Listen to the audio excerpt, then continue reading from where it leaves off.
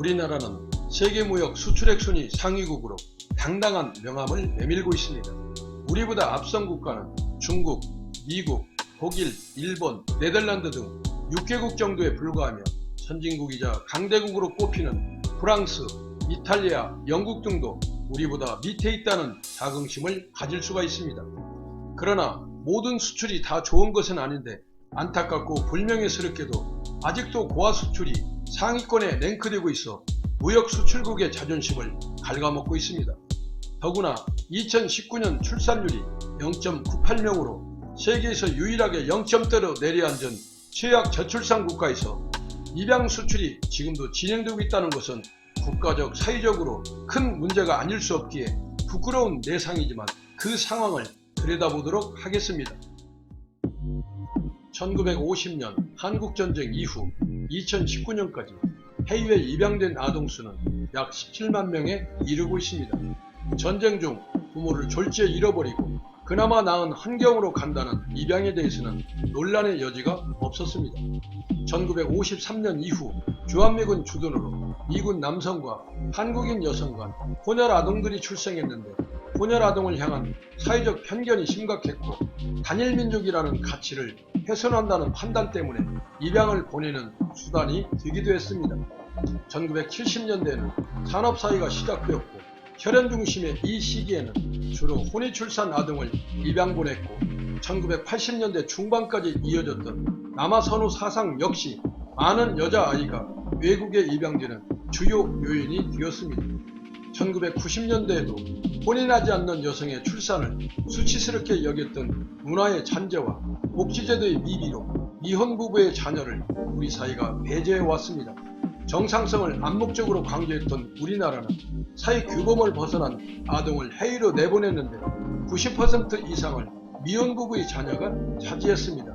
전쟁과 편견과 비정상 사회의 규범이 만든 고아 수출의 이력이었습니다.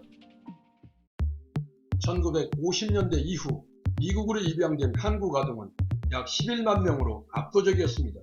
미국에서는 노네임, 노블레임, 노셰임이라는 원칙에 따라 아이를 버린 엄마의 이름을 묻지 않고 비난하지도 않으며 이를 부끄럽게 여기지도 않는 사회적 입양 관행 문화 때문에 아이가 안전하게 보호받을 수 있다는 믿음으로 미국 입양을 선호했습니다.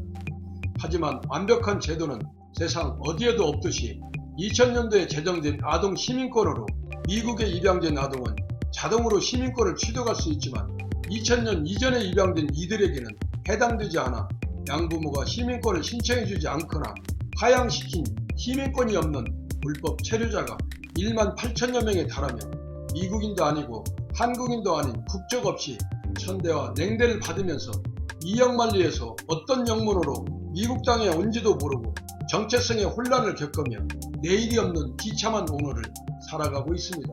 나머지 6만 명 정도는 서유럽 국가와 북유럽 국가 등으로 입양을 보냈습니다. 그곳에서도 역시 정체성 혼란과 사회 부적용으로 힘들게 살아가고 있습니다. 2009년 이후 10년 동안 국내외에 입양된 아동은 13,098명이었는데 입양의 국민인식이 달라지면서 전체 입양 아동 가운데 국내 입양 비중이 절반 이상을 차지할 정도로 해외 입양을 압도하고 있는 추세였습니다. 그런데 최근 국내 입양이 주춤거리고 있는데 그 이유는 2012년부터 개정 시행된 입양 촉진 절차에 관한 특례법 때문으로 보고 있습니다. 이 법은 미혼모가 아기를 입양 보내려면 자신의 가족관계 등록부에 출생신고를 하도록 했고 출생신고를 하지 않는 아이는 입양기관에 맡길 수 없도록 해 그러다 보니 이른바 베이비박스의 신생아를 놓고 가는 경우가 늘어나고 있고 입양 가정이 아니라 보육시설에서 자라게 되는 비율도 높아졌다고 합니다.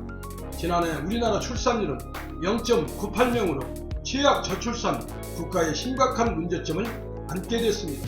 정치적으로 사회적으로 이슈화되지 않는 무겁고 부끄러운 문제를 한 번쯤 숙고하고 상기해보자는 차원에서 살펴봤습니다. 생명의 존엄성과 가을날의 가치를 대비시켜 보면서 성숙된 대한민국의 입양 수출 문제를 근원적 차원에서 접근하고 검토해 보시라 정부 당국에 요청해 봅니다.